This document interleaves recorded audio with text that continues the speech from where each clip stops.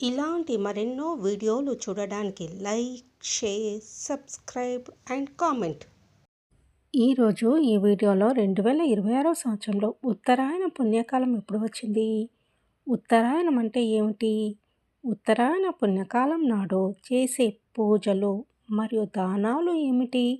ఉత్తరాయణానికి సంబంధించిన పురాణ గాథలు ఏమిటి? అనే విషయాల గురించి తెలుసుకుందాము. 2026 సంవత్సరంలో ఉత్తరాయణ పుణ్యకాలము జనవరి 14 బుధవారం నాడు వస్తుంది. సూర్యుడు ధనుసు రాశి నుండి మకర రాశిలోకి ప్రవేశించే ఈ సమయాన్ని మకర సంక్రమణం అని పిలుస్తారు.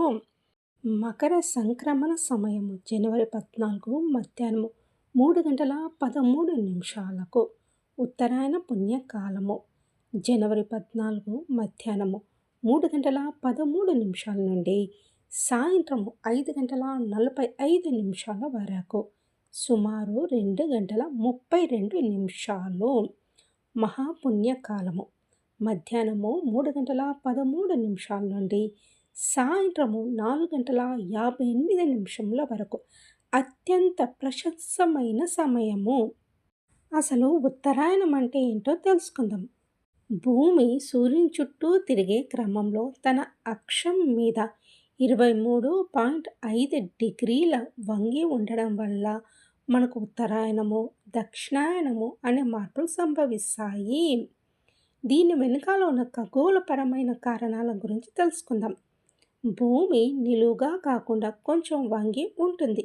దీనివల్ల సూర్యుని చుట్టూ తిరిగేటప్పుడు సంవత్సరంలో 6 నెలలు ఉత్తరార్ధగోళము సూర్యునికి దగ్గరగా, మిగిలిన 6 నెలలు దక్షిణార్ధగోళము సూర్యునికి దగ్గరగా ఉంటాయి.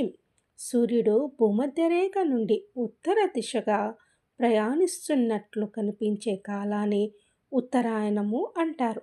ఇది సాధారణంగా జనవరి 14వ తేదీ లేదా 15వ తేదీ నాడు ప్రారంభమై జూన్ 21 వరకు ఉంటుంది. ఈ సమయంలో ఉత్తరార్ధగోళంలో పగలు ఎక్కువగా, రాత్రి తక్కువగా ఉంటుంది. ఎండలు పెరుగుతాయి. వాస్తవానికి సూర్యుడు ఎక్కడికి కదలడు. భూమి తిరిగే కోణాన్ని బట్టి మనకు సూర్యుడు ఉత్తరానికి లేదా దక్షిణానికి జరుగుతున్నట్టు కనిపిస్తాడు. అందుకే దీన్ని సంక్రమణం అంటారు. ఉత్తరాయణ పుణ్యకాలంలో ఏ దానాలు, ఏ పూజలు చేయాలో తెలుసుకుందాము. ఉత్తరాయణానికి అధిపతి సూర్య భగవానుడు. ఉదయాన్నే సూర్యోదయానికి ముందే స్నానం ఆచరించి సూర్యుడికి అర్ఘ్యం ఇవ్వాలి. ఆదిత్య హృదయము లేదా సూర్యాష్టకం పఠించడం చాలా శ్రేష్టం.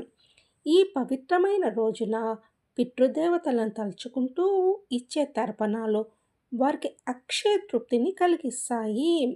ఇంటిని శుభ్రం చేసుకొని ముంగిట ముగ్గులు వేసి విష్ణుమూర్తిని మరియు మహాలక్ష్మిని పూజించాలి. దీనివల్ల ఇంట్లో సిరి సంపదలు వృద్ధి చెందుతాయి. సంక్రాంతి రోజున ఆవును పూజించడము కోటి పుణ్యాలతో సమానం. ఆవుకు గ్రాసం తినిపించడము లేదా పండ్లు పెట్టడం శుభప్రదము. ఏ దానాలు చేయాలో తెలుసుకుందాం. ఈ రోజున నువ్వులు దానం చేయడము అత్యంత ముఖ్యం. దీనివల్ల జాతకంలోని శని దోషాలు తొలగిపోతాయి. నువ్వులు మరియు బెల్లం కలిపి చేసిన నువ్వుల ముద్దలను దానం చేయాలి. పేదలకు లేదా బ్రాహ్మణులకు కొత్త బట్టలు దానం చేయడం వల్ల పుణ్యఫలం లభిస్తుంది. సంక్రాంతి నాడు గుమ్మడికాయను దానం చేయడం వల్ల సకల పాపాలు తొలగిపోతాయని నమ్మకం. కొత్త బియ్యము, కందిపప్పు లేదా కూరగాయలను వాయనంగా ఇవ్వడం వల్ల అన్నపూర్ణాదేవి అనుగ్రహం కలుగుతుంది. ఉత్తరాయణానికి సంబంధించిన పురాణ గాథల గురించి తెలుసుకుందాము.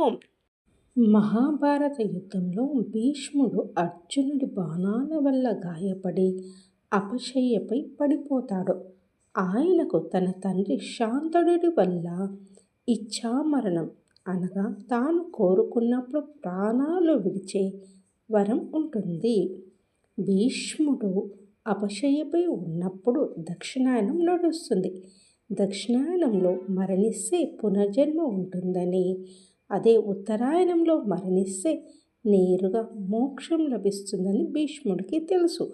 అందుకే ఆయన అంతటి భయంకరమైన వేదనను భరిస్తూ దాదాపు 58 రోజులు వేచి చూసి సూర్యుడు ఉత్తరాయణంలోకి ప్రవేశించిన తర్వాతే తన ప్రాణాలను విడిచారు.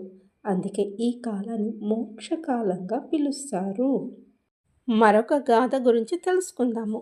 పురాణాల ప్రకారము భగీరథుడు తన పితామహులకు సద్గతులు కలిగించడం కోసం ఘోర తపస్సు చేసి గంగను భూమికి రప్పించిన కాలం ఉత్తరాయణమే. సూర్యుడు మకర రాశిలోకి ప్రవేశించే రోజునే గంగాదేవి స్వర్గం నుండి శివుని జటల ద్వారా భూమి మీదకు ప్రవహించిందని చెప్తారు. అందుకే సంక్రాంతి నాడు గంగా స్నానం చేయడము లేదా నదీ స్నానం చేయడం వల్ల పాపాలు తొలగిపోతాయని నమ్మకము. మరొక గాథ గురించి తెలుసుకుందాం. మరో గాథ ప్రకారము దేవతలు మరియు అసురులు అమృతం కోసం క్షీర సాగరాన్ని మదించినప్పుడు చివరకు అమృతం ఉద్భవించిన సమయం కూడా ఉత్తరాయణ పుణ్యకాలమేనని కొన్ని పురాణాలు వివరిస్తున్నాయి. దేవతలు ఆ అమృతాన్ని స్వీకరించి అమరత్వాన్ని పొందారు.